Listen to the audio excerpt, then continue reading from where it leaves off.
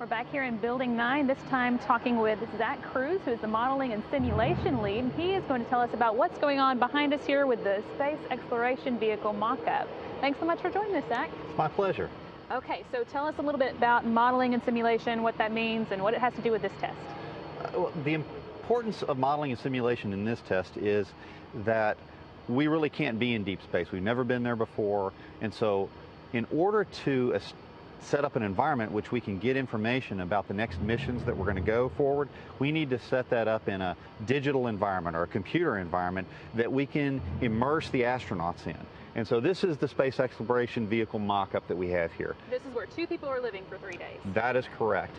And we have that hooked up to a series of computers that are right behind it that drive a display in front. And what that does is it gives kind of a next generation Star Trek holodeck environment that they can go into, and they can fly the SEV, and they can get information about the performance of the space exploration vehicle, including how much mass it's going to have as far as propellant, to understand the operational environment that they're going to be working in around the asteroid, things that we have never done before. But we're taking the experiences that we had in human space flight for the shuttle program, for the space station program, for the Constellation program, and taking those technologies, specifically the models and sims that we have, and our operational experience, and merging those together and exploring the next steps in exploration for NASA. Very interesting. And you've been doing this for different vehicles for a while, right? Yes, I have. I've been involved in shuttle modeling and simulation, space station modeling and simulation, Constellation, and now I've got the pleasure of working on our next generation space exploration vehicle.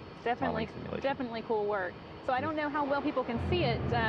Behind us here, there's a projection screen that has a view of the asteroid, I guess. That's correct. And we're seeing the back of the space exploration vehicle cabin with the spacesuit hanging off of it. And on the front is the windows where they actually see what they're exploring. That's correct. So we have a projector that you can actually see projecting an image that pertains to the view that the astronaut would see sitting in the seats. We have to tune it very specifically for where they are in the cabin and what they're looking at.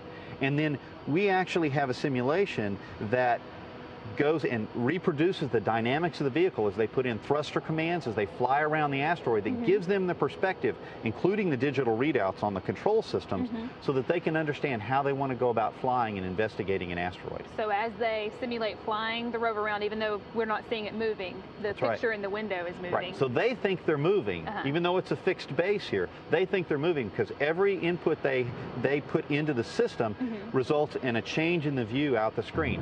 We have the same environment that we have here on the flat floor, we can also do in a big dome environment that we have over in Building 16 here at JSC. Right, and we've taken the previous generations of the rover out to the field on wheels, but obviously wheels don't work on an asteroid. Right, the difference is that when you're out in the field, you're really limited to 2 dimensions. There's a little bit of terrain, but here it's very much a 6-dimensional environment.